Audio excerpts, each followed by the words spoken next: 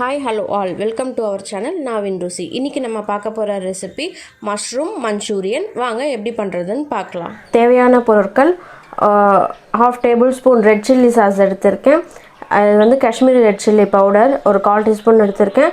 மஞ்சள் பொடி 1/4 டீஸ்பூன். ஒரு 5 பல்லு பூண்டு வந்து இதுமா பொடியா நறுக்கி வச்சிருக்கேன். ஒரே ஒரு மீடியம் சைஸ் வெங்காயத்தை வந்து இதுமா பொடியா நறுக்கி வச்சிருக்கேன். இது என்கிட்ட வந்து வெங்காயத்தாள் இல்ல, அதனால நான் வந்து இந்த வெங்காயம் நறுக்கி வச்சிருக்கேன். உங்ககிட்ட வெங்காயத்தாள் இருந்ததுன்னா அதை கட் பண்ணி வச்சுக்கோங்க. இந்த டிஷ்க்கு தேவையான அளவு உப்பு, அதுக்கப்புறம் கொத்தமல்லி கொஞ்சம். இது வந்து கார்ன்ஃப்ளவர் ஒரு ½ டேபிள்ஸ்பூன் கார்ன்ஃப்ளவர் வந்து கொஞ்சம் தண்ணி ஊற்றி கலந்து எடுத்து வச்சிருக்கேன். இது வந்து ஒரு டேபிள்ஸ்பூன் டொமேட்டோ கெச்சப், இது சோயா சாஸ் இது ஒரு 1/4 டீஸ்பூன் எடுத்துப்பேன் நான். அப்புறம் வந்து மைதா, இது வந்து மைதா ஒரு டேபிள்ஸ்பூன் எடுத்திருக்கேன். கார்ன்ஃப்ளவர் அதே மாதிரி ஒரு டேபிள்ஸ்பூன் எடுத்திருக்கேன்.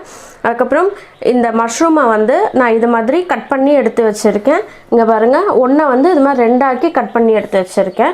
வாங்க இது எப்படி பண்ணுறதுன்னு பார்க்கலாம். இது பேர் வந்து பட்டன் மஷ்ரூம். இப்போ இதை வந்து எப்படி கட் பண்ணுறதுன்னு காமிக்கிறேன். இங்கே பாருங்கள், மேலெல்லாம் எவ்வளோ கலராக இருக்குது. இது என்ன பண்ணணும் அப்படின்னாக்கா, ஃபஸ்ட்டு இந்த பாட்டம் போர்ஷனை வந்து இப்படி கட் பண்ணி எடுத்துக்கோங்க சின்னதாக.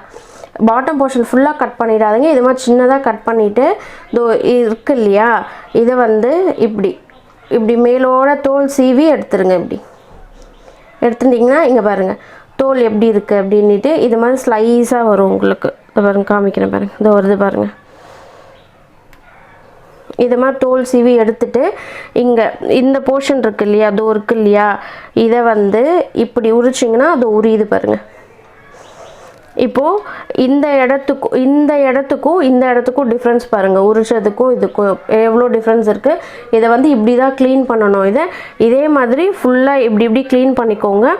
இந்த பாட்டம் இருக்கு இல்லையா, இதில் தான் வந்து அவ்வளோ ப்ரோட்டீன்ஸ் இருக்குது. இதை மட்டும் கட் பண்ணி வெளில தூக்கி போட்டுடாதீங்க, அதுதான் ரொம்ப மெயின் மஷ்ரூம்லேயே.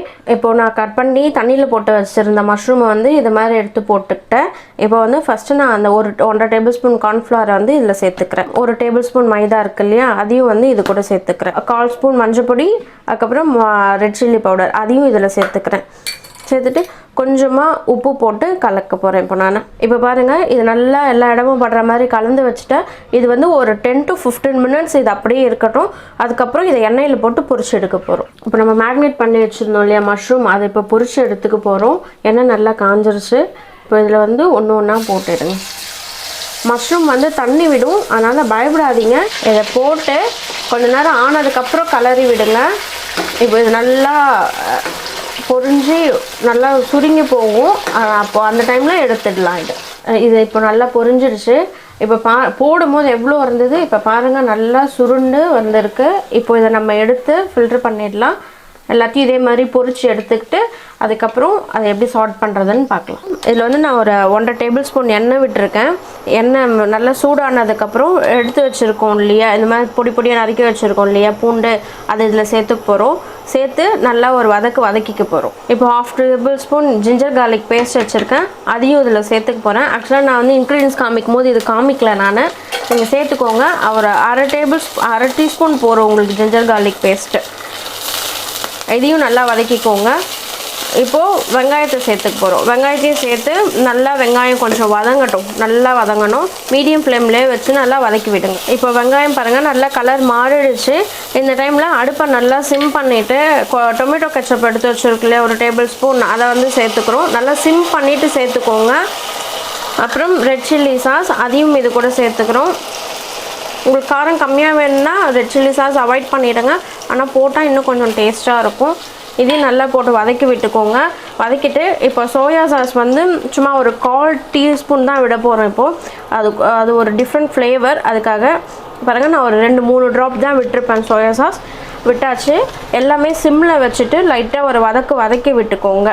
அது ஒரு 2 நிமிஷம் அடுப்பில் இருக்கட்டும், மீடியம் ஃப்ளேமில் வச்சு. 2 நிமிஷம் ஆகிடுச்சு. இப்போ பொரிச்சு வச்சுருக்கோம் இல்லையா மஷ்ரூம், அதையும் வந்து இது கூட சேர்த்துக்கோங்க. இது நல்லா இப்படி சேர்ந்து போயிருக்கு. வெறுமனே இப்படி பிச்சு போட்டு கூட சேர்த்துக்கோங்க.